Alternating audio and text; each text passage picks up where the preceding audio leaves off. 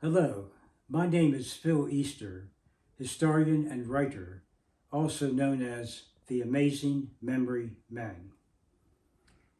I often comment about historical events in the past and sometimes about my travel experiences, but tonight, as we record this on Sunday, October 9th, 2022, I'm going to speak about the ongoing war in Ukraine, which began earlier this year on February 24th, 2022, when the President of Russia, Vladimir Putin, ordered his military forces to attack the sovereign nation of Ukraine.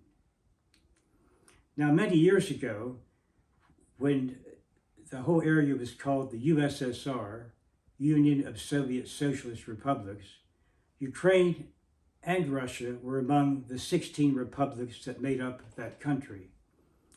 But since about 1991, the USSR broke up around that time, and so where you had one national government for an even larger area of Europe, now you have 16 different nations, each with their own government.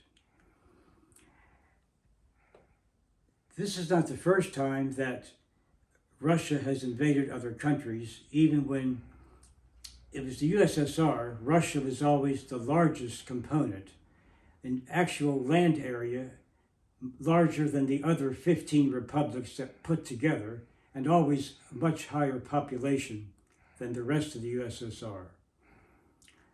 Back in 1939, when World War II began, Germany, in September of that year, took about half of Poland, and the USSR invaded the eastern part of Poland when Stalin was the leader of the Soviet Union at that time. In 1956, the Soviet Union invaded Hungary.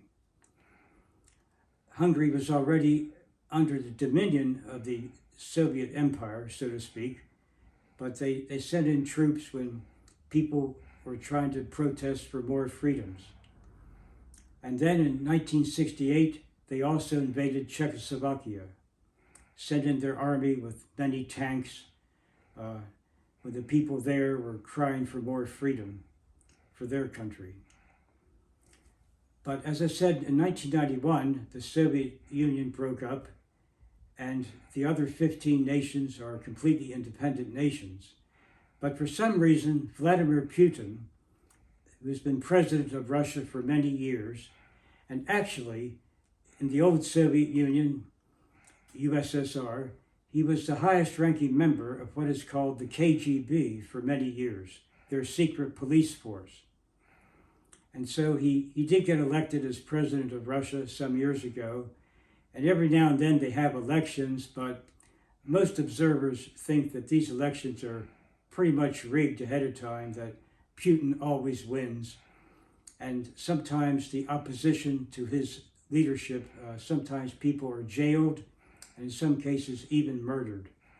A few years ago, a Russian man living in London who opposed Putin was poisoned by two other men at a dinner table in a London restaurant.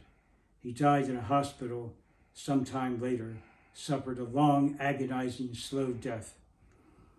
So Putin is just awful. He really is. He's out of control. He feels like he has the right to conquer Ukraine. In his mind, it still should belong to that old USSR. And he invaded Ukraine in February of this year. But in recent times, the Ukrainians are fighting back very hard. And I think it's good that the United States and other Western countries have supplied arms and other help to Ukraine to help them keep their freedom and remain a sovereign nation. But the eastern part of the country, recently they had some type of election. Putin set this up just a few weeks ago, some type of election to legitimize, in his opinion, at least to keep the eastern part of Ukraine. But it's really just a hoax. It's just his idea of making an excuse to keep that part of Ukraine and perhaps even try to retake other areas.